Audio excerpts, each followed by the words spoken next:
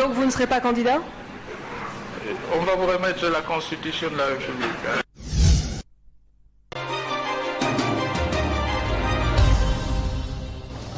Nous allons parler du processus électoral. La Commission électorale nationale indépendante a lancé sa 3e ère opérationnelle. Nous recevons pour vous Madame Arlette Odia. Bienvenue. Merci, M. Jean-David. Voilà, le PPRD droit dans ses bottes pour le processus électoral. Absolument, c'est une année électorale. Le PPRD, c'est ce parti qui a travaillé dans le sens de cimenter la démocratie dans notre pays.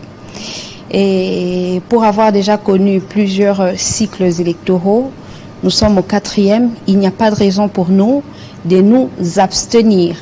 Mais, comme vous le savez, tenir des bonnes élections, c'est aussi une responsabilité pour les acteurs politiques d'offrir les meilleures élections, de sorte que les résultats de ces élections, non seulement que ça reflète la volonté populaire, mais aussi que ça vienne apporter la solution aux problèmes fondamentaux. Vous êtes pour ces élections, mais pas vous.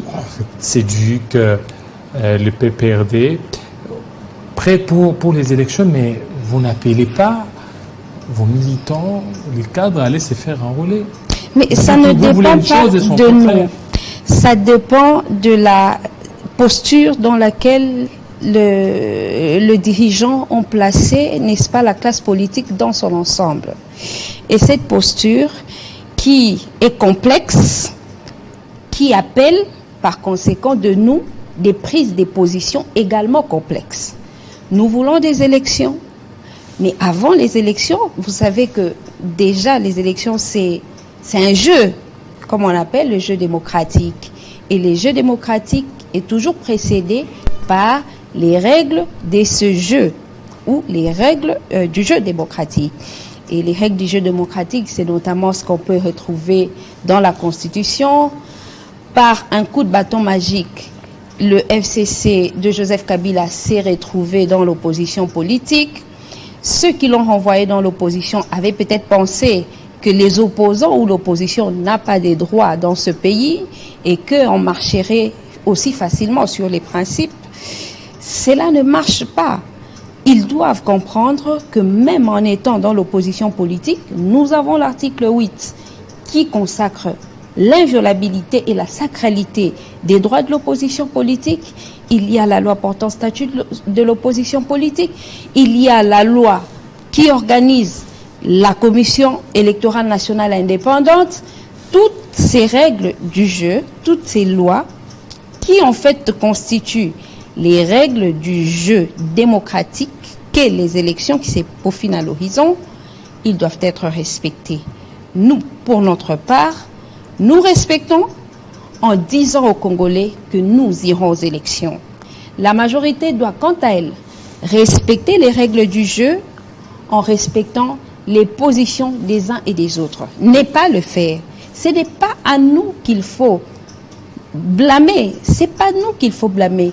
Blâmer plutôt ceux On risque qui de se retrouver aux élections sans le PPRD. Ce n'est pas possible. C'est pas possible. C'est impossible. Comment je vous l'ai dit. Parce que déjà, c'est au niveau de la 3e ère opérationnelle. À Kinshasa, vous n'êtes pas fait enrôler, donc c'est une voie de moins. Alors votre 3e ère opérationnelle, ça prendra fin incessamment, comme la 2e ère opérationnelle. Comment vous comptez vous rattraper? Vous comptez à un miracle politique, à un chamboulement du microcosme politique congolais? Nous allons jouer notre rôle. Nous allons jouer notre rôle, vous savez. D'opposition. Mais bien sûr, et l'opposition, c'est essentiellement contraindre ceux qui doivent respecter les lois de la République. Il y a beaucoup de gens qui vous quittent déjà. Vous savez, non, il ne faut pas parler de cela. Et qui quittent le PPRD, qui quittent le FCC, qui rejoignent. Ils sont en train de gonfler la majorité au niveau des lignes sacrées. Mais cela n'est pas essentiel. Vous savez déjà que l'union sacrée, en fait, n'existe pas. C'est maintenant qu'ils s'attellent à constituer des lettres, des lois ou j'en passe, oui, pour exister. Là. Voilà, pour exister juridiquement. Il est une chose d'exister politiquement, une autre d'exister juridiquement. Nous avons été aux élections de 2018 avec 3 grandes familles politiques. Vous les connaissez. Nous allons vers les élections de 2023. La logique voudrait que toutes ces grandes familles politiques surveillent le processus électoral. Ne pas le faire, en fait, il ne s'agirait pas d'une élection. Il s'agirait tout simplement d'une nomination. Ceux de l'Union sacrée doivent se gêner que... Mais il y a l'opposition, de l'autre côté, il y a Fayulu qui est partant, Matata Ponyo, Moïse Katumbi. Mais bon, il y a que le PPRD qui est en retrait. Le problème avec vous, peut-être, c'est de résumer les élections à la prise d'une carte ou à l'enrôlement. Cela n'est pas vrai. Le processus en soi... C'est un processus, voilà. Le processus en soi a plusieurs étapes. Nous sommes à une étape qui n'est pas inclusive. C'est une honte, c'est ce que je vous dis. Je vais vous donner un exemple, peut-être qu'il va sortir du cadre. Nous avons vécu l'intolérance politique au moment où l'UDPS était dans l'opposition. C'était les injures à longueur de journée, des calomnies, des invectives contre le président Joseph Kabila et ceux qui dirigeaient à l'époque. Permettez-moi de vous donner, voilà, comme on appelle. Le président Kabila, il a promulgué la loi portant statut de l'opposition politique en 2007. Plutôt que de prendre de mesures pour sanctionner ceux qui s'adonnaient à ces pratiques d'insulter, de brûler les biens d'autrui, de faire de l'opposition comme s'il fallait s'attaquer à des privés, il a plutôt promulgué une loi qui protégeait ces gens-là. Voyez? Quelle loi? La loi portant statut de l'opposition, qui a son article 15... Qui n'a jamais été appliquée d'ailleurs. Mais bien sûr qu'elle a toujours été appliquée. Oui, mais la loi portant opposition jusque-là, sous Joseph Kabila même, sous Félix Tshisekedi, toujours pas appliquée, les porte-parole d'opposition n'est toujours pas désignés. Et il y a une loi, oui, mais l'application pose problème. Cette loi a toujours été appliquée. Dire plutôt que, pas en tous ces articles, ça je comprendrais. Quand on dit que le porte-parole de l'opposition n'a pas existé sous la gouvernance du président Kabila, vous savez qu'il n'arrivait pas à se mettre d'accord. Mais non, au niveau de aujourd'hui, pendant que l'opposition d'aujourd'hui est même disposée à se mettre d'accord et à faire désigner un candidat de l'opposition politique, mais étant donné que tout doit passer par l'Assemblée nationale et que le président de l'Assemblée nationale lui-même a dit que si hier il n'y avait pas eu un porte-parole de l'opposition, il n'y en aura pas aujourd'hui pendant que lui est président de l'Assemblée nationale. Oublions que les circonstances sont différentes. Hier, c'est l'opposition qui n'en voulait pas. Les déclarations d'Étienne Tshisekedi sont encore sur les médias où il disait qu'il n'avait pas besoin de cela. Aujourd'hui, est-ce que vous sentez que l'opposition est divisée? Pas du tout. Quand bien même l'opposition est plurielle sur des questions précises, chaque famille politique peut lever une option et n'est pas forcément la partager avec d'autres. Mais les divergences ne sont pas fondamentales. S'agissant des élections, nous parlons le même langage. Vous avez reçu le parti de Jean-Marc Abound qui critique le processus. Il y a Martin Fayulu qui critique le processus. Qui est cet opposant? Oui, mais qui est cette frange de l'opposition? Quelle est cette frange de l'opposition qui ne critique pas le processus? Elle critique le processus, mais ils envoient les leurs. Ils envoient. Ils se sont fait enrôler. On a vu Martin Fayulu, Moïse Katumbi, Matata Ponyo, peut-être incessamment au niveau des Maniema. Mais contrairement à vous, vous critiquez, vous n'envoyez pas les gens aller se faire enrôler. Tantôt vous dites non, nous n'allons pas permettre la continuité de ce régime. Comment vous n'allez pas permettre la continuité de ce régime si vous-même vous ne vous lancez pas dans ces processus? Parce qu'un droit, ça se réclame. Quand nous n'avons pas de membres au sein de la centrale électorale, nous ne pouvons pas aller accompagner ces gens. Comme je vous ai dit, ça ne serait plus une élection, mais tout simplement une nomination. Et pour un État démocratique qui est le nôtre, c'est une honte. Et accompagner ces gens de forfaiture, ça serait imputable à nous. Demain, les Congolais nous demanderont pourquoi saviez-vous qu'il y avait de telles violations de vos droits? Il y avait autant de mépris pour la loi, mais vous avez accompagné ces processus. La même chose qu'ils avaient reproché à Fayoulou aux élections précédentes. En 2024, et qu'au mois de décembre 2023, il y a élection, sans PPRD, tous les députés du PPRD deviendront automatiquement des chômeurs. Vous êtes les seuls à penser qu'il peut y avoir des élections dans ce pays sans l'opposition politique. Le président Tshisekedi, qui lui est notre challenger principal, c'est qu'il ne peut pas y aller sans l'opposition. C'est qu'il ne peut pas aller à ces élections sans qu'il n'y ait une CENI légalement constituée. Mais le mécanisme, nous l'avons toujours expliqué. Nous allons pousser ces gens à comprendre qu'ils ont emprunté une fausse route. Déjà qu'ils récoltent beaucoup d'échecs dans la gestion de la question sécuritaire, dans la stabilité dans notre pays, faute pour eux d'écouter d'autres sons de cloche, ils se verront en train d'emprunter encore une fausse route pour ne pas écouter le fait que il faut qu'il y ait une CENI consensuelle, une CENI légalement constituée. Des élections doivent être inclusives. Le pape François en a parlé. Le cardinal en a également fait état. Nous sommes en droit. Il faut plutôt nous dire que nous n'avons aucun droit de réclamer ces choses. Ça ferait un autre débat.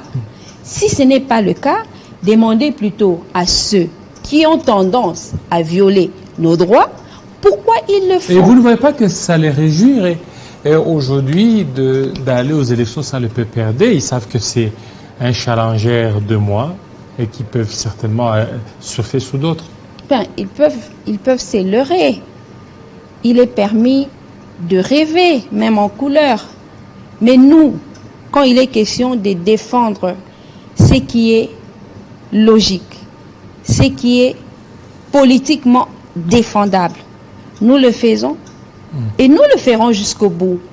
Attendez voir. Vous verrez que la loi que nous... 64 Mais nous l'avons toujours dit. Nous l'avons toujours dit. Chaque jour qui passe, notre peuple s'énerve davantage contre ceux qui les dirigent. Vous avez vu lors du passage du pape François comment les Congolais se sont exprimés.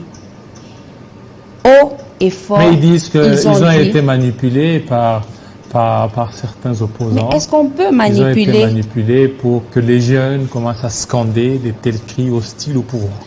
Est-ce qu'on peut manipuler plus de 80 millions de Congolais?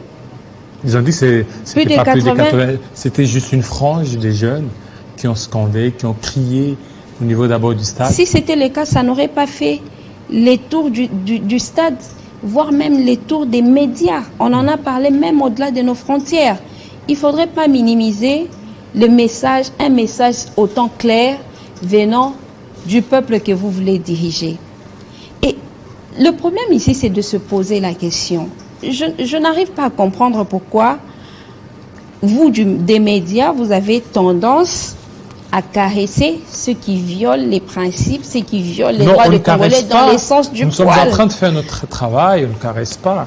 S'il y a condamné, on condamne, mais le problème c'est qu'on prend toujours deux poids, deux mesures, question de faire passer le message. Mais vous n'êtes pas politique, c'est ce que je pense. Je pense qu'il faut faire vous jouer votre rôle en tant que société civile. C'est qui est en train de te faire. Oui. Merci, c'est saluable. Mais je voulais vous dire plutôt qu'il faut de temps en temps rappeler à ces gens-là qu'ils amènent le pays vers le chaos. Il y a des gens qui ont milité pour construire la cohésion nationale, l'unité, qui ont milité pour bâtir la démocratie. Il n'y a pas de cohésion nationale. Il n'y a pas de cohésion nationale. Il n'y a pas de démocratie. Vous en êtes témoin. Je me demande ce qu'il reste encore de notre Constitution. Il n'y a pas de cohésion. De nos jours, il n'y a pas de cohésion nationale. Comment ça? Sinon, le pape François n'aurait pas évoqué la question de tribalisme, la question de clientélisme dans son discours. Après le Congo, il est allé au Sud-Soudan. Avez-vous entendu la question de tribalisme être soulevée au Sud-Soudan? Avez-vous entendu le pape François parler du tribalisme à Rome? ou ailleurs, partout où il est passé, s'il en a, ou corruption, s'il en a parlé en RDC, c'est parce que les Congolais subissent le tribalisme, subissent la corruption. Vous le savez. Et il faut que la classe politique s'engage dans le sens de cultiver des valeurs démocratiques, des valeurs morales, des valeurs religieuses, pourquoi pas? Parce que vous vous souvenez que le président Tshisekedi dit avoir confié la République entre les mains des dieux. La preuve, c'est qu'il y a il a réuni les gens. Le pape est venu, c'est la montre que Dieu a exaucée. Le pape est venu. Il y a plusieurs chefs d'État qui ont fréquenté la RDC, le roi belge. Au mois de demain, ça sera Nicolas Sarkozy. C'est qui montre qu'il y a des choses qui sont en train d'avancer positivement. C'est une bonne chose. Oui. Il faudrait alors qu'ils le capitalisent. Que vous ne saluez pas. Bien sûr que nous les saluons. Vous saluez. Comment ne pas saluer la venue du pape François dans notre pays? Cela n'est pas possible. Mais il faudrait qu'eux capitalisent. Il faudrait que ceux qui dirigent comprennent que tout cela, c'est pour que la RDC aille de l'avant et non qu'elle puisse reculer. La culture de fournir l'effort, nous devons la voir. Nous devons la voir. Aujourd'hui, quand vous entendez les gens de la majorité parler, par exemple, des élections à venir, ils ont cette tendance à dire, voilà, nous aurons la majorité parlementaire. Nous aurons la majorité parlementaire. Alors que on n'obtient pas la majorité parlementaire pour un parti politique dans un pays comme le nôtre, où il y a la diversité culturelle, il y a le multipartisme. Le président Kabila n'avait jamais pensé avoir une majorité dans son parti politique. C'est un parti qui se bâtira toujours sur la base des alliances. Et quand vous entendez les gens du parti présidentiel vous dire qu'ils auront la majorité parlementaire, c'est parce qu'ils comptent sur la CENI. Cette CENI que nous critiquons. Parce qu'ils ont la CENI, la Cour constitutionnelle, et ils ont tous les organes pouvant les faciliter à avoir ce dont ils ont besoin. C'est pour cela que vous les entendez dire qu'ils auront la majorité parlementaire. Et cela n'est pas normal. Et vous aviez peur par rapport à ça, voilà pourquoi vous demandez la récomposition de la CENI, de la Cour constitutionnelle. Ce n'est pas question d'avoir peur. C'est question d'exiger les respects des règles du jeu. Ça a été décidé ensemble. Vous savez que la loi qui organise la CENI, elle a été discutée ensemble à l'Assemblée nationale. Mais pourquoi, lorsqu'il faut l'appliquer, certains doivent trouver des subterfuges pour se retirer, pour ne pas la respecter, pour abuser de la puissance publique, abuser de sa position. Et nous ne sommes pas là pour pleurnicher, pas du tout. Nous sommes convaincus que notre voix est la meilleure. Nous sommes convaincus que notre voix va contraindre le président Tshisekedi à organiser les élections avec la classe politique dans son ensemble, et n'est pas le faire, il se rendra compte de son erreur en fait, tôt ou tard. Et nous sommes sereins. Voilà, vous êtes serein. Merci beaucoup, Madame Arlette Odia, surtout de votre passage. Et toujours, mais vous ne voyez pas que ça fait mal hein, quand vous n'arrivez pas à vous enrôler? Non, pas du tout. C'est plutôt un honneur pour moi de ne pas me faire enrôler par une CENI. Mais vous n'avez pas de cartes d'électeurs qui jouent d'office des cartes d'identité? Mais qui vous a dit que nous avons des cartes d'électeurs? Vos anciennes cartes, d'ici là, elles seront désactivées. C'est tout cela qui me pousse à vous dire que la logique de ceux qui nous dirigent aujourd'hui est celle de maltraiter le Congolais, et à tous les niveaux. Quand vous savez que vous fournissez une carte que les Congolais refusent du fait que la CENI qui nous l'accorde n'est pas légalement constituée, vous trouvez des moyens pour encore faire souffrir ces Congolais en leur disant voilà, vous étiez obligés d'aller prendre la carte, pour ne l'avoir pas pris, on va vous punir. C'est ça la méchanceté et la malhonnêteté politique. Merci beaucoup. Restez branchés sur Télé 50. À très bientôt.